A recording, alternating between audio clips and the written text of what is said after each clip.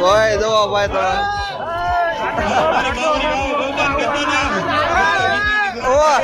હા ભાઈ તું આવી ગયો.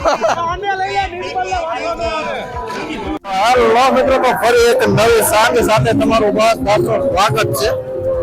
તો આશા રાખીએ કે અવાજ હરખો આવતો હશે. માઇક પણ લગાડી લીધું છે અને પરમ મિત્રો પણ આજે ભેગા થઈ ગયા છે અને ફાઇનલી તમને આ દ્રશ્યો જોઈને ખબર તો પડી ગઈ છે કે આપણે ક્યાં છીએ. ભાઈ આમ જોવો તો ખરા તમે. તો આ ભવનાથના મેળામાં આપણે આવી ગયા છીએ મહાશિવરાત્રીમાં. ડાયરા અને બગડાથી ચાલુ થઈ ગઈ છે. આમાં ટ્રાફિક ની કિશનભાઈ ને આપણે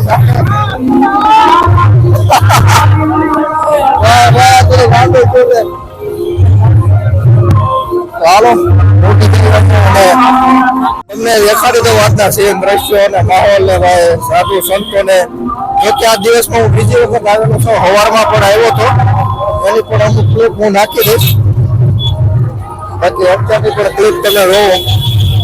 ગજબ પબ્લિક, એમ ગજબ એની વાત નથી. આમાં ભાઈ ધ્યાન રાખવું પડશે બધું. આમાં વ્લોગ ઉતારવો કે હાલવામાં ધ્યાન દેવું કઈ સમજાતું નથી. હાલો ભોગી જઈએ ધીરે ધીરે. જોવો તો ખરા તમે ભાઈ, જોરદાર યાર, એક નંબર દ્રશ્યો અને માહોલ છે. હું કેવું પટેલ સાહેબ આપણી સાથે છે એવું છે. પટેલ સાહેબ આપણે ભેગા છે. તમે ઓળખતા ઓળખો, આમ તો ઓળખતા જ હશો. યાર આ કોને લઈને જાય છે અત્યારમાં? કલાકાર હોય ને ભાઈ, કલાકાર લાગતા તો નથી જોવામાં. દિવ્યાંગભાઈ થાકી જાય તો હવે ઉંમર થઈ ગઈ ને. અલ્લાહ ભાઈ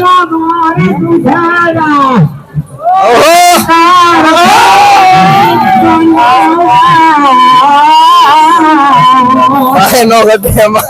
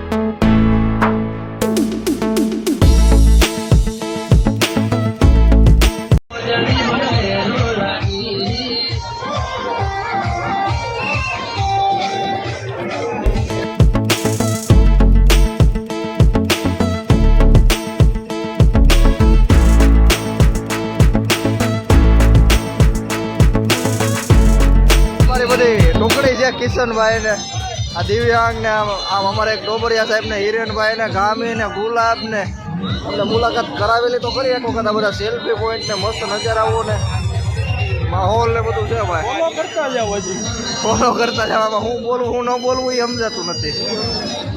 હા હા હા ભીડ તો છે હો ભાઈ, કાયદેસર. હે હું કરું હળવો તો પડે જ ને. એ હાટો તો ધક્કો ખાધો. બોલો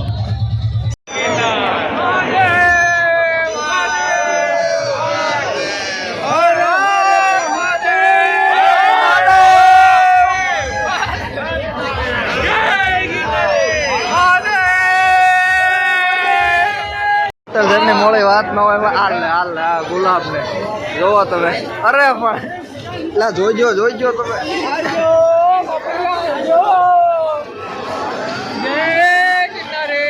વાહ જો મંદિર અમારે બેટા રોય નથી